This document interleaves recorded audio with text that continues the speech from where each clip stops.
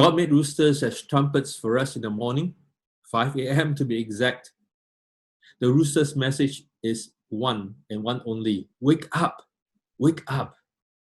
And Peter must have heard this sound thousands of times in his whole lifetime, but he will only remember that one time and that one rooster. It was in the morning, a Friday morning in Jerusalem. The rooster crowed and Peter never forgot. He never tires of telling the story, because every time you share about Jesus' story, the story of Peter and the rooster will also be told. Jesus had been arrested and now taken to the high priest's house. Most of the disciples now, they have deserted, they have run away, they are in shock, they are in fear. But Peter has decided to join the group at the high priest's house, because some 6 to 7 hours ago, Peter had promised not to desert Jesus. Now no one seems to notice him in this courtyard, and it certainly looks like no one notices him at all. Also, it seems.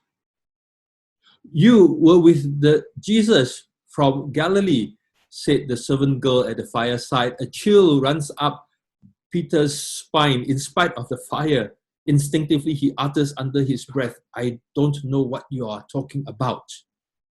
That's right, Peter. Just play dumb. Just play dumb. He tries to leave, but the second servant girl now adds to the chorus. This fella was one of them. With heart pounding in his chest now and face flushed, Peter mutters curtly because he calls this girl, woman, I do not know him. Yes, keep up that deception. But he can't leave now, because if he leaves right now, it will mean only one thing: he's guilty. However, the attention has been drawn and now more fingers are pointing at him. Surely you're one of them. Your Galilean accent gives you away. Back into a corner now, Peter becomes that old fisherman Peter. He calls out curses, he swears, and he says, I do not know him. Why don't you just leave me alone? And at that very instant, the rooster crows. And the words of Jesus comes rushing back to Peter. Before the rooster crows today, you will disown me 3 times. We love this story because we understand it, because we see ourselves in Peter. Peter is an enigma. He's strong at one moment, then weak in another. Confidence and foolishness all rolled into one. So are we. We blow hot and cold with Jesus.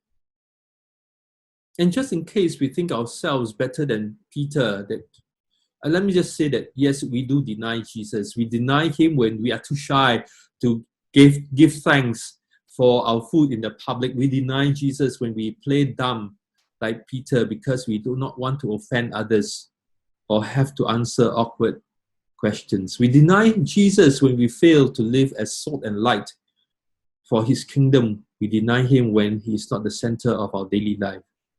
We deny him when nothing in our lives reflects the Christ Jesus who has that transforming power to change us. We deny Jesus when he is merely an insurance from judgment. Friends, the list goes on. But Peter stuck to his faith in Jesus, despite being called out by Jesus, yes, by a deep stare. But he never ran away.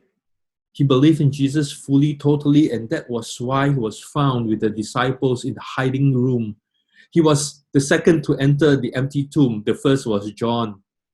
He was there when Jesus appeared after his resurrection. He was there with the crowd who saw Jesus ascend to the heavens to his Father. In short, my friends, Peter did not run away from Jesus. He could have, out of shame.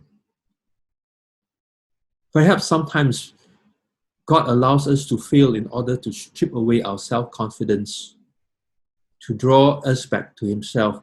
Always a humble and contrite heart God does not despise, and he will not despise.